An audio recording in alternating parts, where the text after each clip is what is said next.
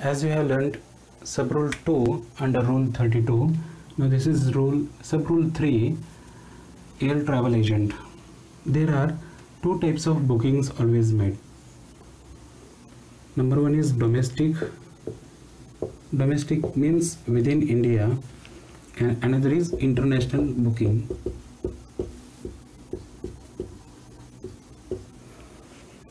Booking we are speaking about, not any other service. Now in this case we are going to take 5% of basic fare. Now what is this basic fare? It is specifically defined, as you can see in the on the screen. And in case of international booking, it is 10% of basic fare.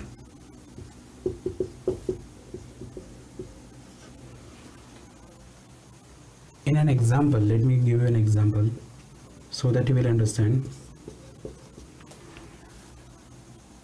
In an invoice, let us say you have made a domestic booking. You are traveling from Delhi to Bengaluru, and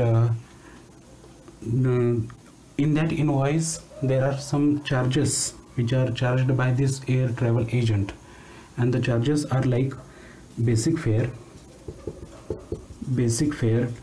let us say 8,000. Commission he may charge 2,000. Taxes he may charge, and let us say that is also 2,000. Total will be 12,000. Now you have to calculate under this rule. You have to calculate what is the value of supply. Value of supply will be, we are only going to take 8,000. We are not going to consider all of these, right? So 8,000 into 5% of basic fare, because you are traveling from Delhi to Bangalore, which is domestic booking for India, right? So whatever is the answer is your value of supply under this rule. I hope this is understood. For international booking, similar kind of calculation is there, and it is as it says that. This is rule 32 sub rule 4 for LIC premium. There are two types of calculation in this as well. Single premium policy,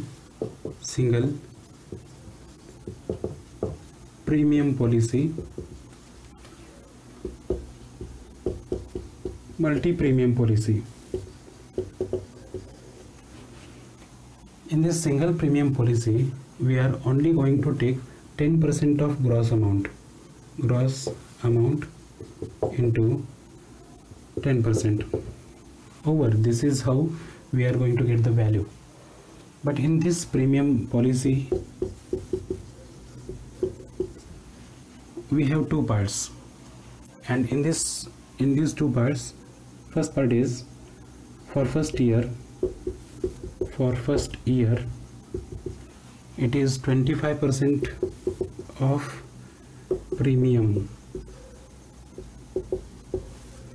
and for subsequent years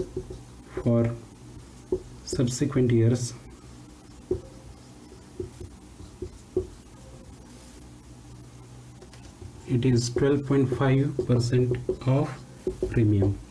This is how the valuation is made.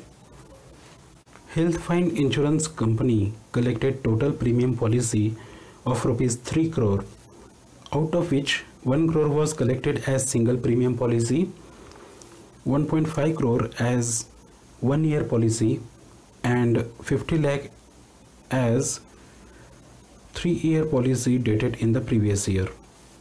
So this is the question given. We have to solve this question, right? I have already copied down the question to save your time, and these are the rules which is given under this rule, right? Let us solve this question. This question is really very simple as it seems. Now look at this question carefully. Total policy premium is 3 crore. We don't have to do anything with it. And then single premium policy 1 crore. Look at the rule. Single premium policy, it is 10% of the amount. So 1 crore This is 1 crore into 10%. It will be 10 lakh. And then the other type is given here, 3-year policy dated in previous year. So 1.5 crore as 1 year policy, that is we have to take 25% of it. See, 1 crore 50 lakh into 25%. Now this will be 37 lakh 50,000. And then 0.5 crore as 3-year policy, that is 50 lakh into, what is the percentage? It is 12.5%. How will you calculate this? This is half of this, that is half of 12 lakh 50,000 is 6 lakh 25,000 over the, if I get the answer, it will be like 53 lakh 75,000. This will be my value of supply.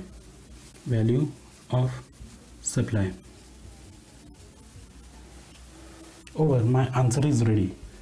This is not taxable value, this is value of supply. LIC premium under this rule is finished. Now there are 2 rules left under rule 32. Rule 32 of 5. This is for second hand goods.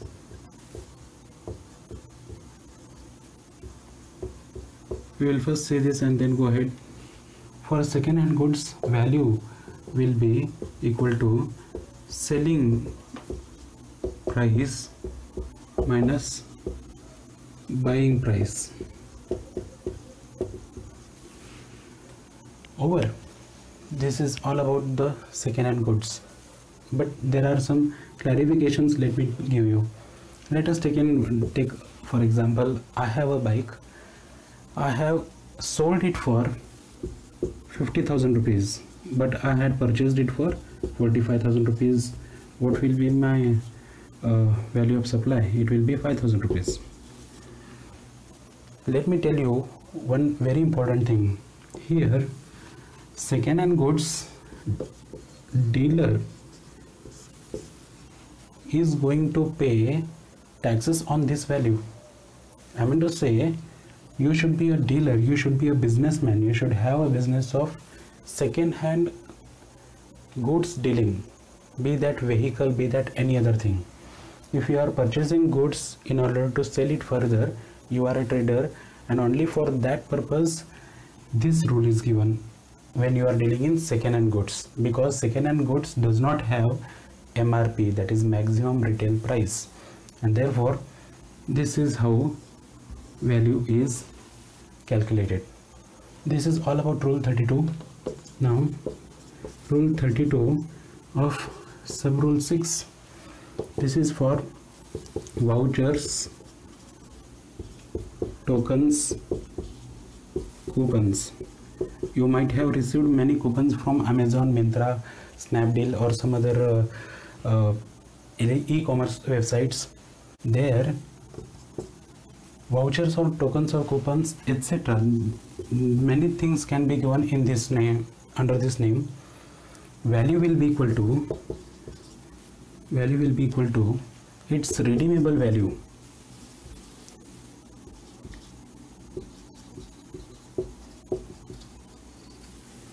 and not market value, not book value, not fair value.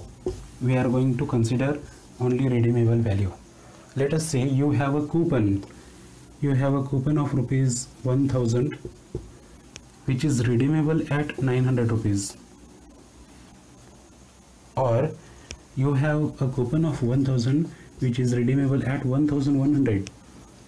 Now in this case, if this is the redeemable value, we are going to take this. If this is the redeemable value, we are going to take this. If redeemable value is not available, then we are going for its book value or book price, right? So rule 32 sub rule 6 is finished. You have learned about rule 32, rule 2, and now rule 33 is about pure agent. Now who is this pure agent? Before that, let me tell you, there are two types of agents. Agent who charges you commission is first type, and second type is the agent who charges no commission for any work that is done by this agent. Now there can be many such person, like your agent can be your family friend, or the agent can be the valued customer, or agent can be the supplier, valued supplier, or business partner, or any such person. There are such agents who are called as pure agent. They are purely doing the agent work, and that is why we call them as pure agent. Now for the agents who charge commission, we call them as normal agent or general agent, right?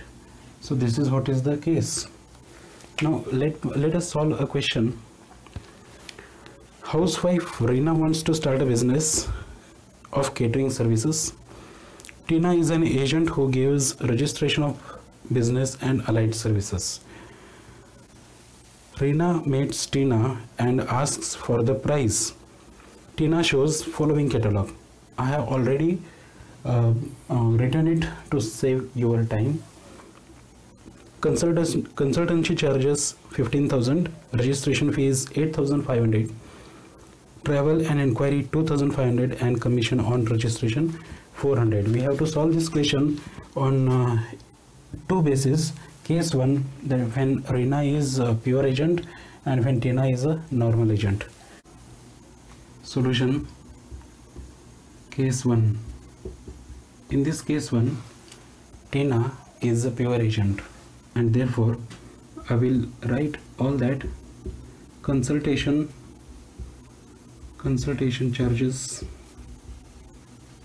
it is 15,000,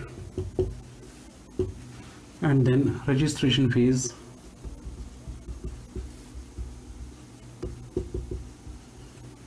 $8,500, travel and inquiry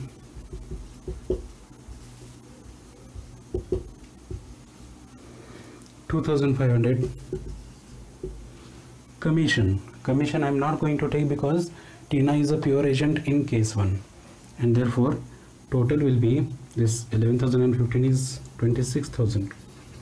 This is value of supply in case 1. This question is complete here. Okay. Case 2. In this case 2, Tina is a normal agent. So until this I have calculated, I only have to add the commission, right? Fine. Charges I will write. Charges is 26,000 plus commission, and commission charged is how much? It is 4,000. It will be 30,000. This problem is complete. There is only one thing you should remember in pure agent is that commission is not charged by pure agent. That's all, and rule 33 is complete. Let us go ahead with rule 34. Rule 34 is for customs, as it was said earlier. Now what under customs? It focuses on rate, which rate you are going to take. Like either you will import or you will export. In this case you will have to deal with different currencies. Now for different currencies, which rate are you going to take? So rule 34 says, rule 34 directs you to section 14 of Customs Act 1962. For this case, for this purpose, time of supply will be given under this act, right? So this is for rate and this is for time of supply. Time of supply is very important, as we have learned in GST, right? GST basics. So this is all about rule 34. It is all over, right?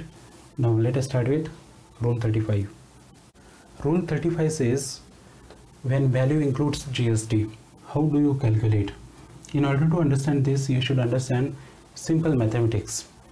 In this rule, they have given a formula, and the formula is amount into rate divided by 100 plus rate. Now why this formula is applicable?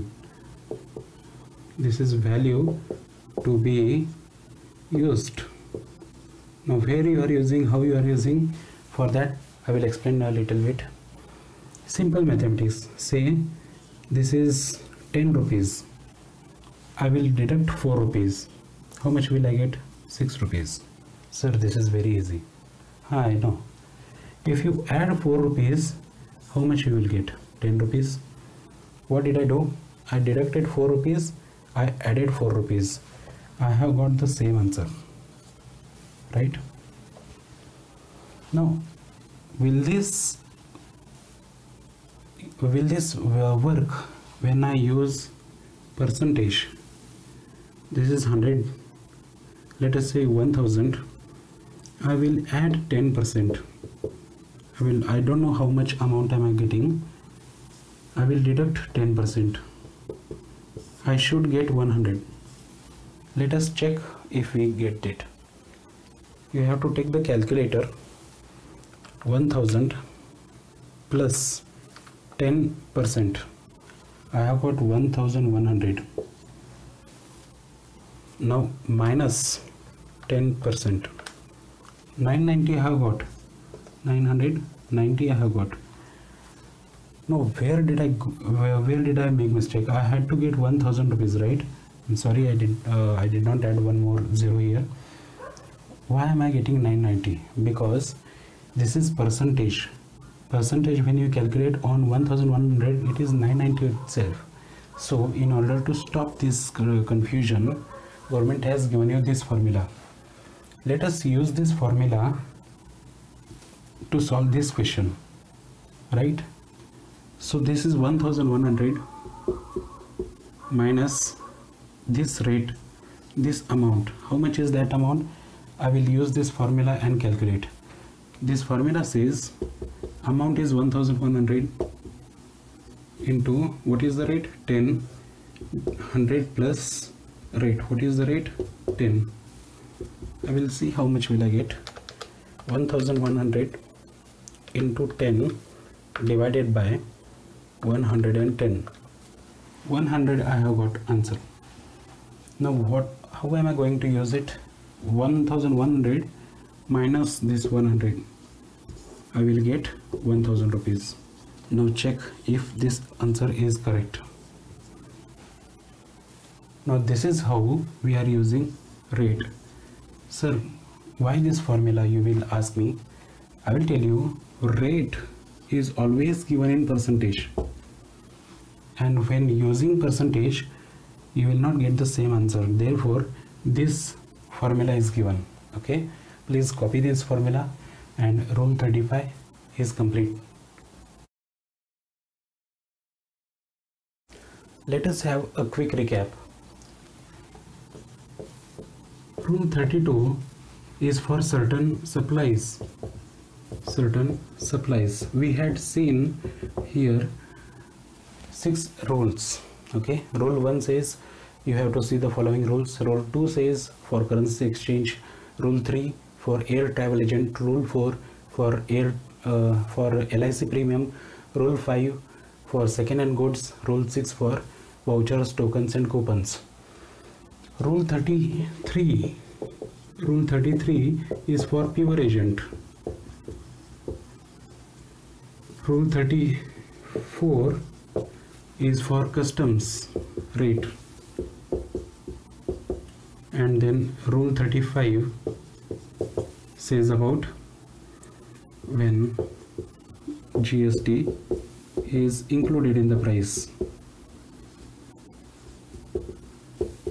or in the value. These many rules we have seen in this video. Now is the time for amendments. There are two amendments which are given in the valuation chapter for GST purpose as of now. Now what are those two amendments? Let us see.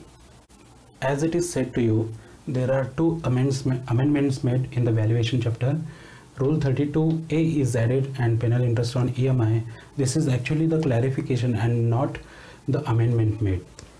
Fine. So Rule 32A is about Kerala flood cess. This was discussed in Kerala Finance Act 2019, and since then this is applicable Kerala flood cess.